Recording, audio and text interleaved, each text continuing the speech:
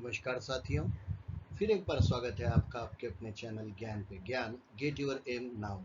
मैं सुभाष लश्करी आज के इस वीडियो में फिर एक बार आपके सामने मेडिकल अटेंडेंस रूल, जो कि वैद्यकीय उपस्थिति नियम की अंतिम कड़ी है, जो हमारे 4 वीडियोस टोटल होने वाले थे।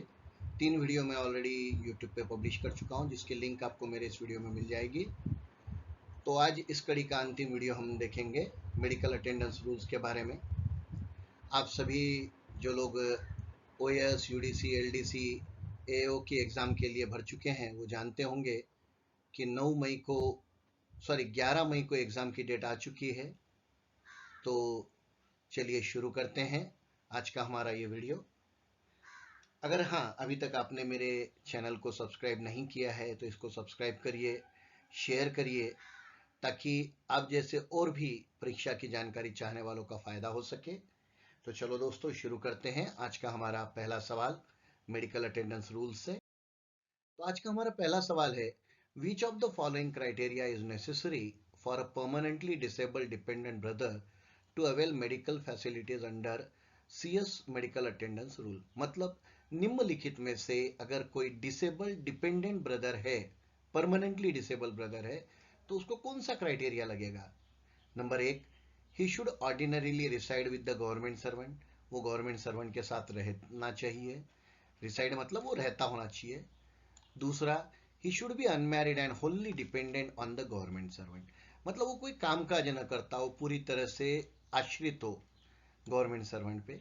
तीसरा, the income limit for deciding dependency shall be as prescribed by the ministry of health and family welfare from time to time. मतलब वक्त वक्त पे जो मिनिस्ट्री ने जो भी डिपेंडेंसी की इनकम लिमिट तय की होगी वो उसमें बैठता हो। तो इसका सही आंसर है all the above, option number D. हमारा अगला सवाल देखते हैं हम लोग। What is the age limit for a male child of a government servant to take treatment in a recognized women's hospital under CS medical attendance rule? अगर किसी सरकारी कर्मचारी के बेटे या बेटी को सरकारी अस्पताल में सीएस मेडिकल अटेंडेंस रूल के अंतर्गत महिला अस्पताल में अगर ट्रीटमेंट लेनी है तो उसकी उम्र क्या होनी चाहिए। तो इसका सही ऑप्शन है ऑप्शन नंबर सी। सही जवाब है ऑप्शन नंबर सी, 6 ईयर। अगर वो 6 साल का है तो तब तक वह महिला हॉस्पिटल में, मतलब महिला चिकित्सालय में वो सुविधा ले सकता है। हमारा अगला सवाल, what is the validity period for recognition of a private hospital. Private hospital को रिकॉग्निशन के लिए कितने दिन की वैलिडिटी होती है, मतलब कितने दिन के लिए वो वैलिड होता है प्राइवेट हॉस्पिटल, अगर उसको रिकॉग्नाइज कर दिया गया हो तो इसका सही जवाब है option number A, 4 years at a time. एक साथ उसको 4 साल की रिकॉग्निशन मिलती है। जैसे पूना वाले जानते होंगे कि पूना में सीजीएचएस में 2 हॉस्पिटल्स है, वैसे तो बहुत सारे हैं, जैसे रूबी है, जहांगीर है या नोबल हॉस्पिटल है। ठीक उसी तरह से which city is covered under special rules for the purpose of medical attendance and treatment of central government servant and their families। किस शहर को स्पेशल रूल के अंतर्गत कवर किया गया है सरकारी कर्मचारी एवं उनके कुटुंब के लिए। तो इसका सही ऑप्शन है option number D, Kolkata. Kolkata शहर को विशेष परिस्थितियों के लिए विशेष रूप से स्पेशल रूल के अंतर्गत कवर किया गया। हमारा अगला सवाल, which area of central government servant is excluded from the purview of super arrangements in Kolkata। हमारे पिछले सवाल में हमने देखा कि कलकत्ता को स्पेशल अरेंजमेंट के अंतर्गत कवर किया है, पर उसमें से भी कुछ एरिया को छोड़ दिया गया है। तो ये कौन सा एरिया है, तो वो एरिया है option number B, airport area जो है, जो नेताजी सुभाष चंद्र एयरपोर्ट एरिया है, वो एरिया को छोड़ दिया गया है। हमारा अगला सवाल, under Indian system of medicine and homeopathy, reimbursement of essential expenditure is done for a maximum of blank consultation at interval of 10 days। मतलब मेडिसिन और होम्योपैथी के अंतर्गत कितने कंसल्टेशन का रिम्बर्समेंट मैक्सिमम 10 दिन के अंदर अगर किया गया हो, 10 दिन के अंतराल में किया गया हो, तो कितने कंसल्टेशन की फीस या रिम्बर्समेंट हो सकता है। तो इसका सही जवाब है ऑप्शन नंबर 2, 4 बार की कंसल्टेशन फीस उसको रिम्बर्स हो सकती है 10 दिन के अंतराल में, अगर इंडियन मेडिसिन या होम्योपैथी में किया गया होगा तो। हमारा अगला सवाल, the central council for research in Indian medicine and homoeopathy has been divided into council.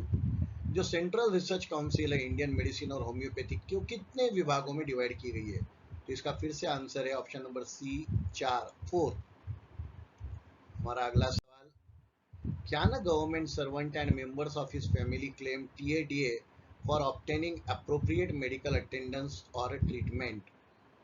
क्या किसी सरकारी कर्मचारी का अगर ट्रीटमेंट चल रहा हो तो उसकी कुटुंब के लोग या वो खुद TADA का पात्र है? तो हाँ, उसको TA और DA दोनों मिलेंगे, both TA and DA treatment attend करने के लिए। अभी आने वाले वीडियो में मेरा जो वीडियो है वो इंफॉर्मेशन एक्ट 2005 के लिए है। LDC एग्ज़ाम में ये सिलेबस का ही एक हिस्सा है, तो ज़रूर देखिएगा।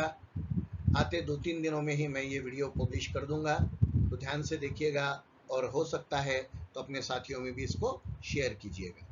तो हमारा आज का अगला सवाल, What is the minimum distance specified for claiming traveling allowance when a government servant undertakes a journey to obtain appropriate medical treatment? अगर कोई सरकारी कर्मचारी मेडिकल ट्रीटमेंट के लिए जर्नी करता है, सफ़र करता है, तो डिस्टेंस कितना होना चाहिए जिसके चलते उसको ट्रैवलिंग अलाउंस मिल पाएगा? तो इसका सही ऑप्शन है ऑप्शन नंबर सी 8 किलोमीटर। वो डिस्टेंस अगर 8 किलोमीटर होता है तो उसको ट्रैवलिंग अलाउंस मिल जाएगा। मिनिमम डिस्टेंस 8 किलोमीटर होना चाहिए। हाँ, हमारा आज का अगला सवाल, under what condition will government servants be entitled for reimbursement of charges paid for an ambulance use for the conveyance of self और family members for medical treatment? निम्नलिखित में से किन स्थितियों में सरकारी कर्मचारी जो उसने एम्बुलेंस के लिए चार्जेस पे किए होंगे वो पुनः प्राप्त कर सकता है, रिइंबर्स कर सकता है? तो इसके ऑप्शन है, it is certified in writing by the medical authorities that conveyance of the patient by any other means of conveyance would definitely endanger the life of the patient।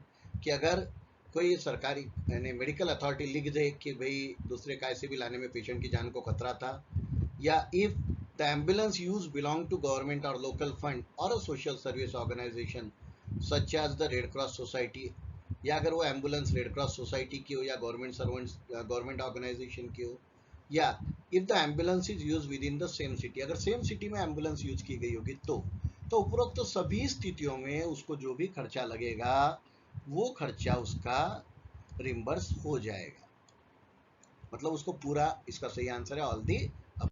हमारा अगला सवाल, state whether TA is reimburse for journey undertaken by the donor of a kidney. अगर कोई सरकारी कर्मचारी kidney दान करता है तो क्या उसको ट्रैवलिंग अलाउंस मिलेगा?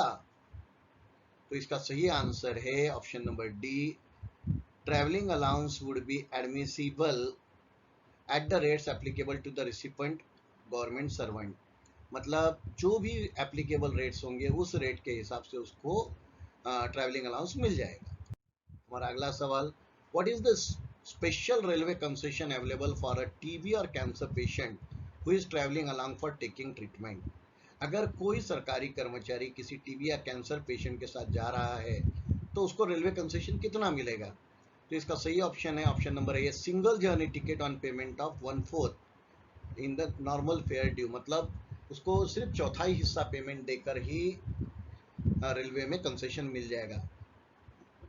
अभी रेलवे ने बहुत सारे कंसेशन बंद की, किंतु कैंसर वाला कंसेशन अभी भी लागू है। हमारा अगला सवाल, what are the circumstances to justify treatment in private medical institution in an emergency under CS medical attendance rule?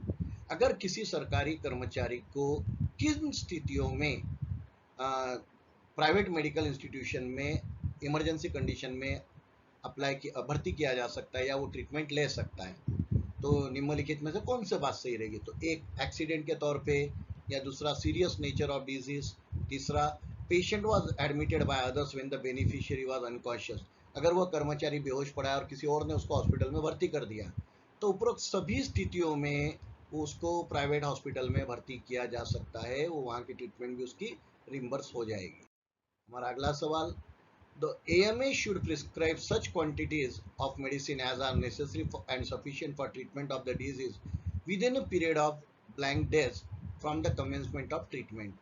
मतलब जो AMA अथॉराइज मेडिकल अटेंडेंट जो भी है वो कितने क्वांटिटी की मेडिसिन को प्रिस्क्राइब करवा सकता है, कितने दिनों में, ताकि उसको कमेंसमेंट ऑफ ट्रीटमेंट हो सके? तो इसका सही आंसर है 10 days, 10 दिन के जो है इसका ऑप्शन नंबर डी, 10 दिन की ट्रीटमेंट, 10 दिन तक वो ट्रीटमेंट के लिए दवाई लिखवा के दे सकता है।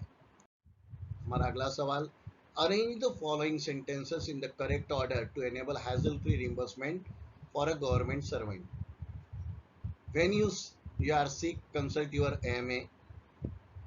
When you go to a hospital for admission, inform the AMA about the fact that you are a central government, about the fact that you are a central government servant. Number 3, get all bills, receipt, essentially certificate, etc. duly signed by the AMA. And 4, prefer your claims within the time limit. तो यही sequence इसका सही है कि अगर हम कोई भी सरकारी कर्मचारी मेडिकल ट्रीटमेंट के लिए जाता है तो उसने जाना है, पहले एएमए से कंसल्ट करना है, उसको बताना है कि मैं सरकारी कर्मचारी हूँ, फिर उसके बाद वहाँ पे लिए दिए जाने वाले सारे बिल्स ले लेने हैं, उसको डबल साइन करवा लेना है, ड्यूली साइन करवाना है और उन बिलों को अपने डिपार्टमेंट में टाइम लिमिट के अंदर जमा करना है। हमारा अगला सवाल, consultation of AMA is not necessary if the treatment is for a female family member as in patient in a blank place. अगर किसी सरकारी कर्मचारी के घर की महिला का ट्रीटमेंट चल रहा है तो एएमए को कंसल्टेशन करने की जरूरत नहीं है। कब? इसका सही ऑप्शन है option number C, recognise women's hospital. अगर वह सरकारी जो महिला अस्पताल है, जो मान्यता प्राप्त महिला अस्पताल है, सरकारी हो ऐसा जरूरी नहीं है, सीजीएचएस में अगर वो लागू है अस्पताल तो चलेगा, वो रिकॉग्नाइज्ड होना चाहिए, मान्यता प्राप्त होना चाहिए। हमारा अगला सवाल, in case of treatment of female members receiving treatment at a recognized women's hospital, they should get the hospital bills etc.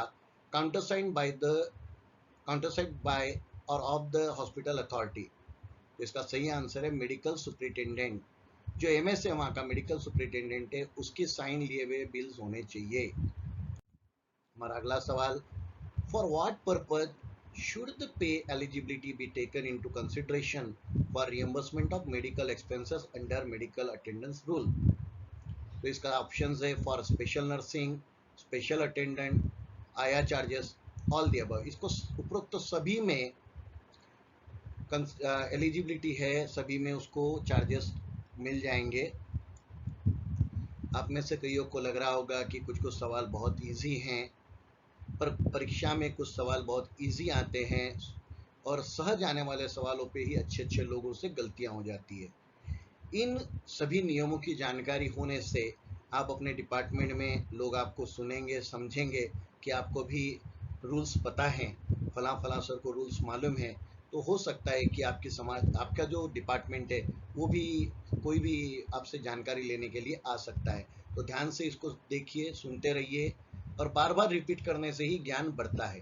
हमारा अगला सवाल, medical claims of blank place are not referred to the directorate general HS ministry और health and family welfare under CS medical rule. निम्नलिखित में से कौन से बिलों को रेफर नहीं किया जाता?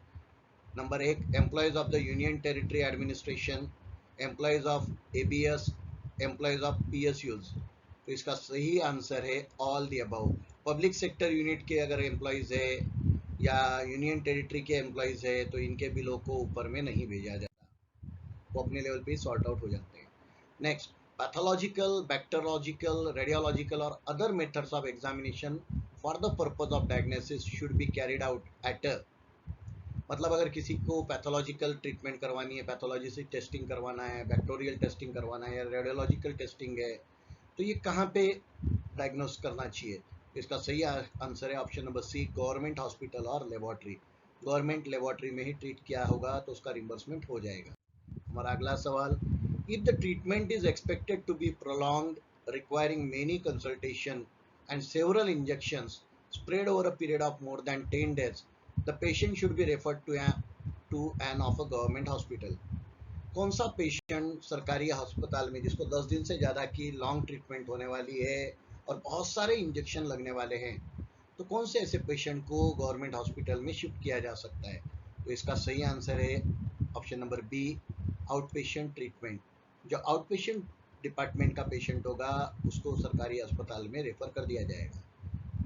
हमारा अगला सवाल, identify the type of medicine admissible for the reimbursement under CS medical attendant rule.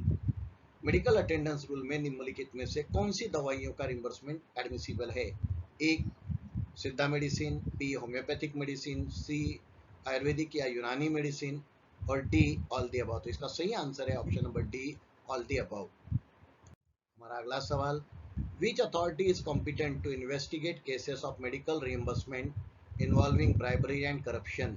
अगर मेडिकल डिपार्टमेंट में कोई कर्मचारी ब्राइबरी या करप्शन में पाया जाता है तो कौन सी अथॉरिटीज है जो उसका इन्वेस्टिगेशन करेगी? तो इसका सही जवाब है option number A special police establishment. Special police की तरफ ये दिया जाएगा। हमारा अगला सवाल, form of application for claiming refund of medical expenses incurred for taking treatment from AMA and hospital has to be made in medical 97। Option number A इसका सही आंसर है। हमारा अगला सवाल, can a government servant who obtain a treatment in a private hospital be shifted to a government और recognised hospital after the emergency is over? अगर किसी सरकारी कर्मचारी को इमरजेंसी के चलते प्राइवेट हॉस्पिटल में शिफ्ट किया गया हो या भर्ती कराया गया था, पर अगर वो इमरजेंसी खत्म हो गई तो क्या उसको सरकारी अस्पताल में भर्ती कराया जा सकता है? तो इसका सही जवाब है answer number A, he should get discharge only when the hospital authorities discharge him from the private hospital. ऐसा नहीं हो सकता कि उसको अब इमरजेंसी खत्म हो गई तो प्राइवेट हॉस्पिटल से सरकारी में शिफ्ट कर दो, नहीं, वो तब तक शिफ्ट नहीं हो सकता जब तक कि प्राइवेट हॉस्पिटल वाले उसको डिस्चार्ज न दे दे। जब तक वो डिस्चार्ज नहीं देंगे ये वहां से जा नहीं सकते। तो आज के लिए इतना ही काफ़ी है। अभी भी अगर आप लोगों ने मेरे चैनल को सब्सक्राइब नहीं किया होगा तो सब्सक्राइब करिए, फॉलो करिए, लाइक करिए और अपने साथियों में इसको शेयर करिए। धन्यवाद। Thanks. Please subscribe my channel, share and like it. Gyan, get your aim now.